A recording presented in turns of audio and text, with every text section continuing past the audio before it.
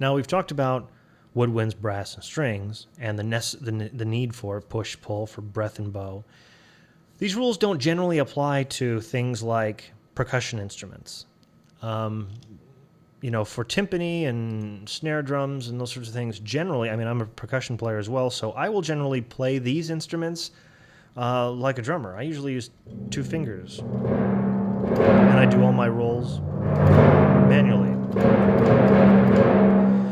It helps me get a sense for, what that player would really do, what I would really do, and again, those rolls aren't pre-performed. They're not canned. They're not going to be the same every time. And sometimes I got to perform them a few times, but I can often make the shape of them more interesting or more custom tailored to the piece that I'm doing. And that's true for snares too. Just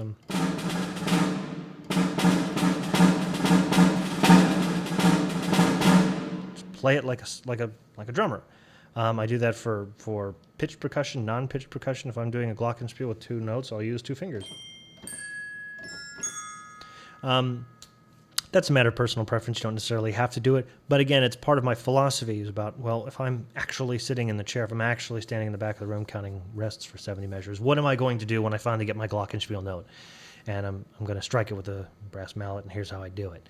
So it's about a philosophy. Okay, there's just a couple of other things I want to talk about to help you get realistic performances. One of them, and I think this is overlooked more often than not, is the actual playback level in your studio.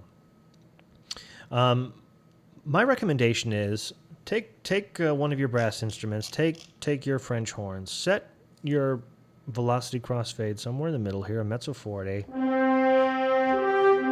play some lines, and set your volume in the room, your actual monitoring volume, somewhere where it's satisfying and present and comfortable and inspiring. Not too loud and not too quiet. And generally speaking, this is where you feel it full when you want it to, and yet you can still hear things when they're piano and delicate. And here's why. A lot of times I can almost tell what volume the composer was working at when I hear mock-ups, because we're all guilty of this. Sometimes if you're monitoring too loud, what you'll do is you'll actually bias your samples quieter because it's oppressive otherwise. And it's very difficult if you're trying to say, write, a fanfare passage to get a very fanfare sound out of a sample that's playing at piano. Similarly, it's very difficult to get a delicate trumpet line when it's a forte sample. But if you're actually fighting the volume in the room, you may tend to bias the wrong way. I've done that where, because it's late at night, I will turn the volume down, and then end up in the morning with a situation where I actually had the instruments at a much higher dynamic level than I would normally want them at, and things that are supposed to be delicate were not. And vice versa. So it's just one little thing to look out for is the actual volume in which you're working. Make sure that you're giving yourself a good range of dynamics to go from both up and down, so that you're utilizing the sweet spot of the instrument. Which brings me to my second point, which is study the instrument ranges for the various instruments, so that as you're performing them, you're mindful, you're conscious of what they're actually capable of in those ranges. Samples gave us things a few years ago where they actually no longer put samples past what's realistic for a player to play. Here's a French horn high F, concert F.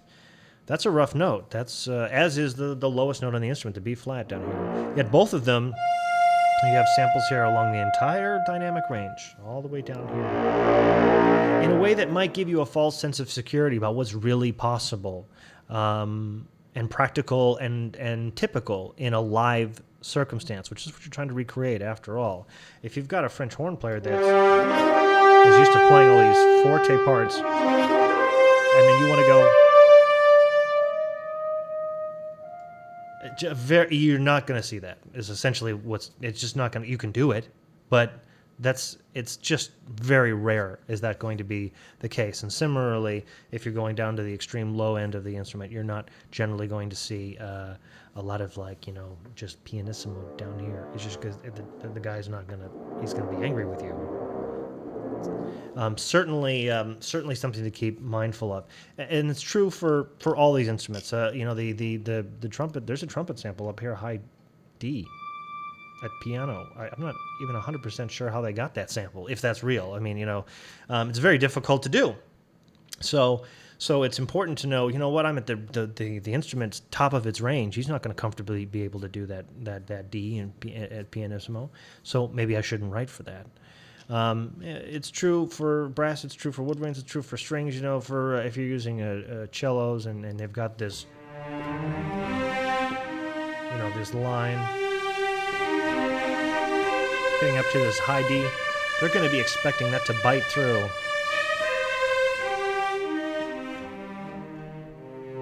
So that's just another thing to keep in mind: the volume which you're monitoring and the range of the instrument that you're playing in, to try to take advantage of their best range. Okay, so we've covered a few basic things. Remember, breath and bow. Remember that push and that pull. Let those performances enjoy all of their random human asymmetry and imperfections. That's what we're after. And roll those chords a little bit and play with that a little bit. Play with the way that rolling chords between states can help to obfuscate the sample quality. Watch the playback level that you're monitoring in the room so that you aren't biasing your samples in the wrong direction dynamically. And be mindful of the actual instruments that you're attempting to perform, how they play, what ranges that they're comfortable in and not comfortable in, and play to that. Dare I say, write to that. Players will love you when you do your stuff live if your parts are always in their sweet spot, and it's played with consideration of how they perform their instruments, and then they'll be happy and they'll like you and they'll play way better than for somebody who doesn't know what they're doing. Trust me.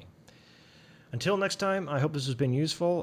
Go out there, make music, have fun, and we'll see you later.